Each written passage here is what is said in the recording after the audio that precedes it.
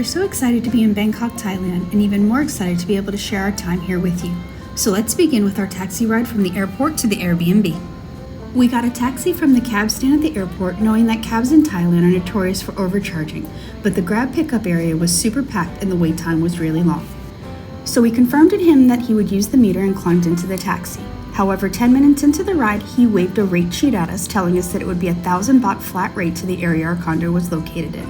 And at this point, since there was nothing else we could do, the ride to our condo cost us $31.92. Now, what we should have done is hopped on the train, but honestly we were tired after a long flight and unsure about doing so since we were unfamiliar with the area around our condo and how the train system worked.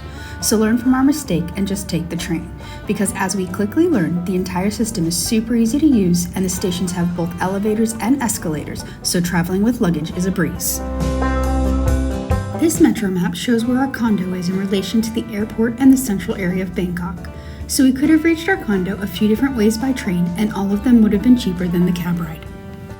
Also, when we were sorting through the available options on Airbnb, we really wanted to be on the green Sukhumvit lines so we could easily access the central area, but we liked the idea of being further out in an area that would feel more local and hopefully be not as crowded.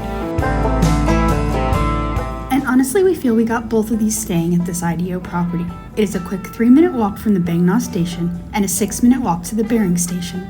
There was also a 7-Eleven on the ground floor, which made it super easy to get all of those must-try 7-Eleven snacks.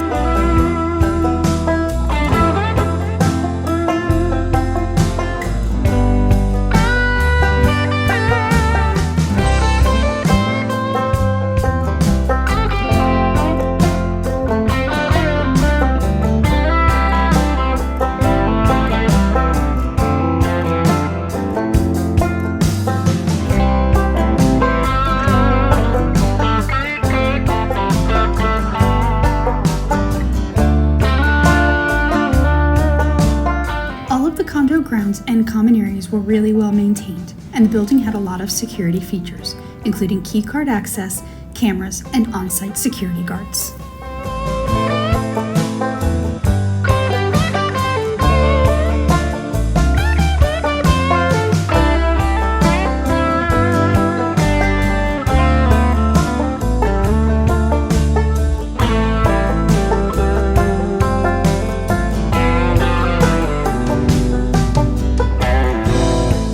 You couldn't even access the lobby without swiping your room key or having the on-site guard let you in.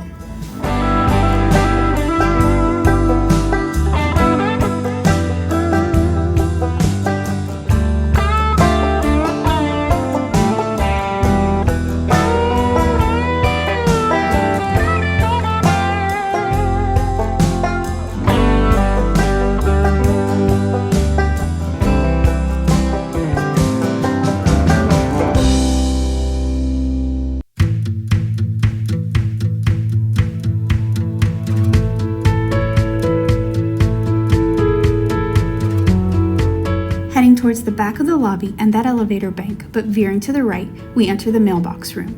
The unit we stayed in was done via self-check-in, so after we gained access to the lobby, we had to come to this area to locate the correct mailbox to be able to retrieve our keys.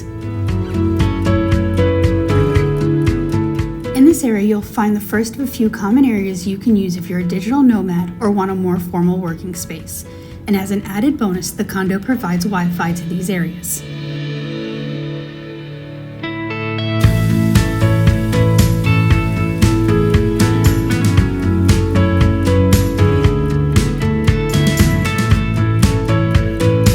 Moving back over to the elevator bank, you're going to see you have to scan your access card to not only access this area, but once you're in the elevator itself, you again must scan your access card for the floor you want to exit on.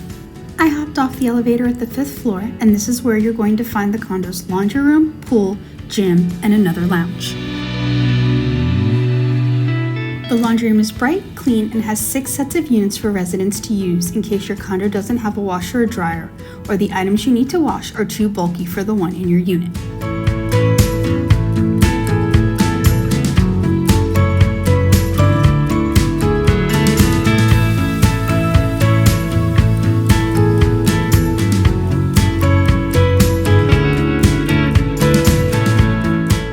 towards the pool area, you'll find the restrooms that also have showers and lockers that you can use either while you're enjoying the pool or the gym.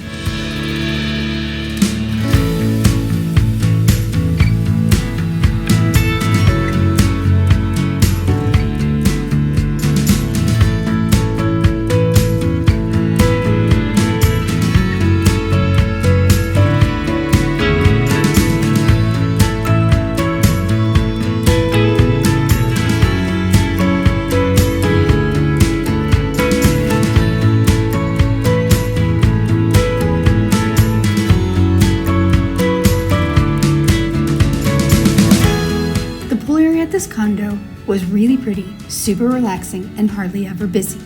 The only real drawback was that the pool is always in the shade of the building, so the water was super chilly, even though it was almost 90 degrees out most days.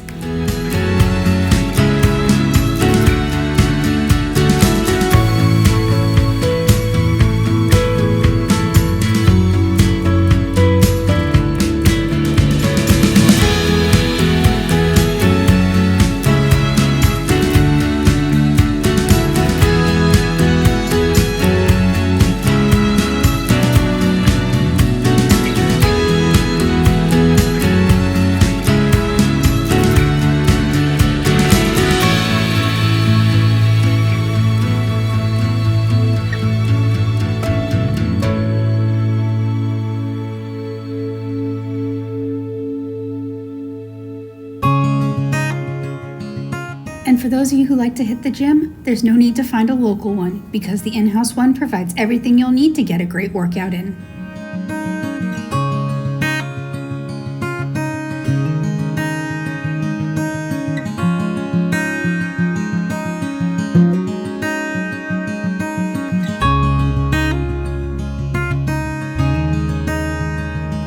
Heading now into that 5th floor lounge, you're going to find a pool and foosball table for your use. This lounge also has a balcony with a great view of the city and the SkyTrain.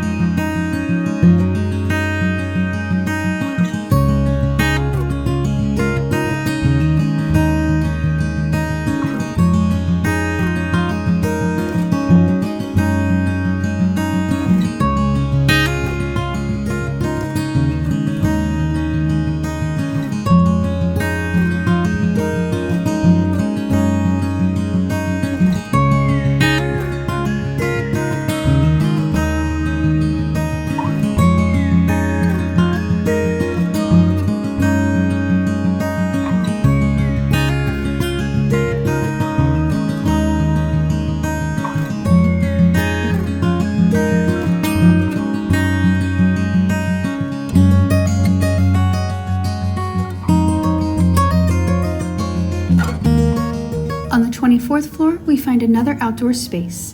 We really think this condo does a great job of giving you well-maintained outdoor spaces that let you escape the crowded city, but keep the amazing views of the skyline.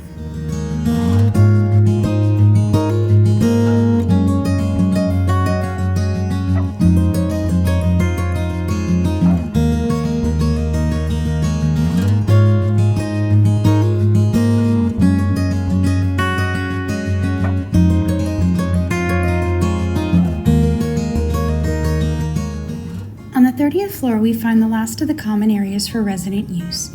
Headed to the right side first, you're going to find another outdoor terrace with an indoor sky lounge.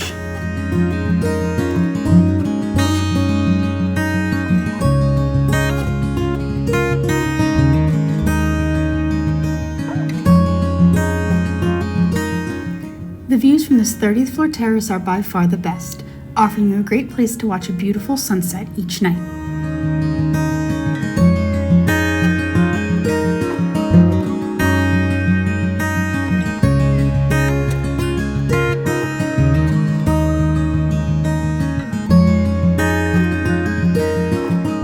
We noticed the residents use this sky lounge as another co-working space, and trying to find a time where it wasn't super crowded to get this footage was actually really hard.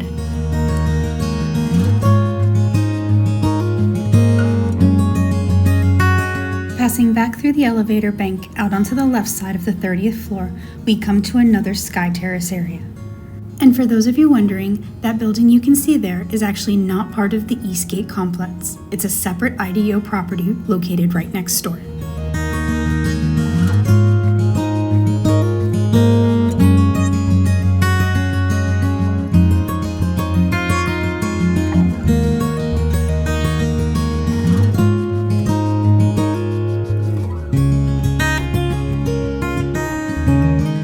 From here, let's head back down to floor 12A so we can get you a tour of our floor and our condo. First, I have to say that each floor having its own garbage room located over by the elevators was a super convenient way to be able to take your trash out each day.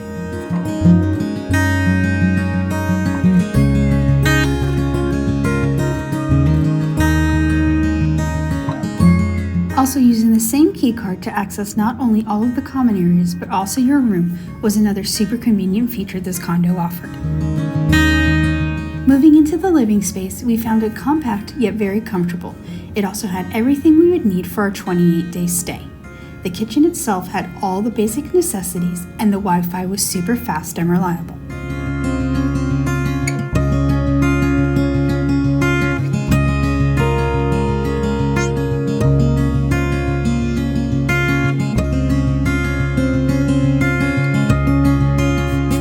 The unit not being a studio was an added bonus for us since I needed a separate space to edit videos and do voiceovers.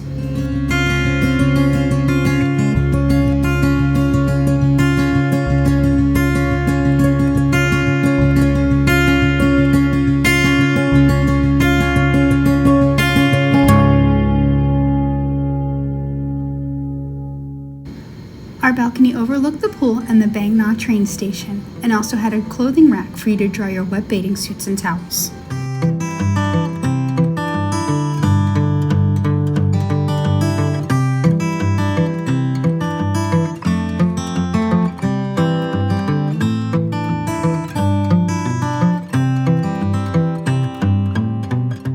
The bathroom was small but functional, really only lacking counter space and storage. However, we were able to resolve some of that issue with suction cup hooks we got from IKEA.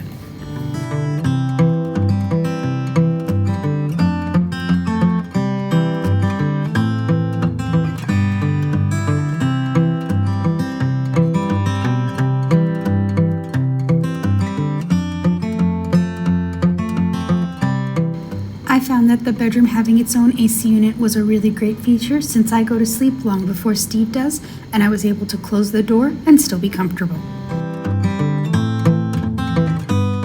The built-in closet had plenty of space for the clothing we had with us, so that additional clothing rack across the room was definitely not needed and really just got in the way of me getting in and out of bed.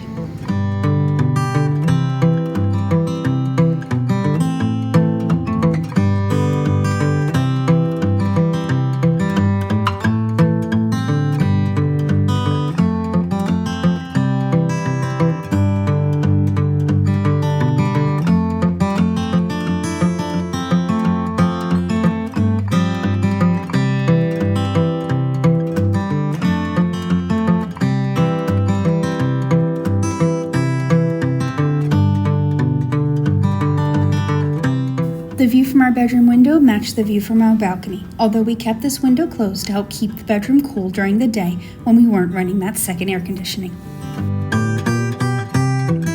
Lastly, I wanted to share with you the ad from Airbnb so you could decide for yourself if the ad was a truthful representation of the unit we stayed in.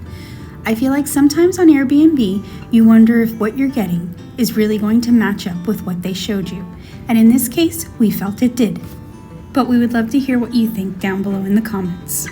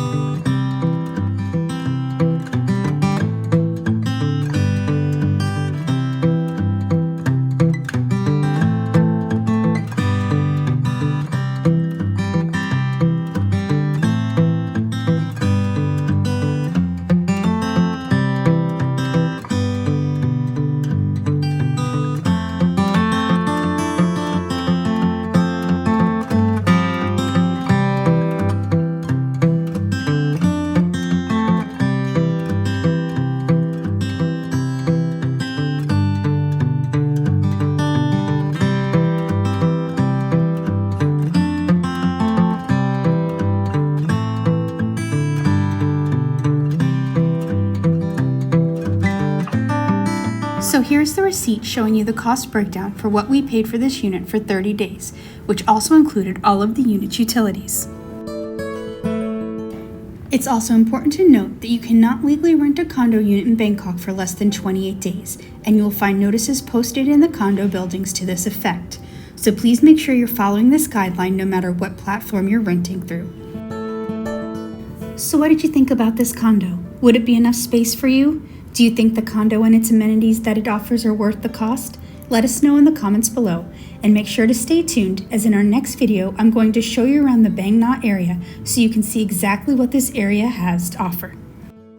Thanks so much for watching. Please don't forget to subscribe, and we'll see you next week for more of our happy travels.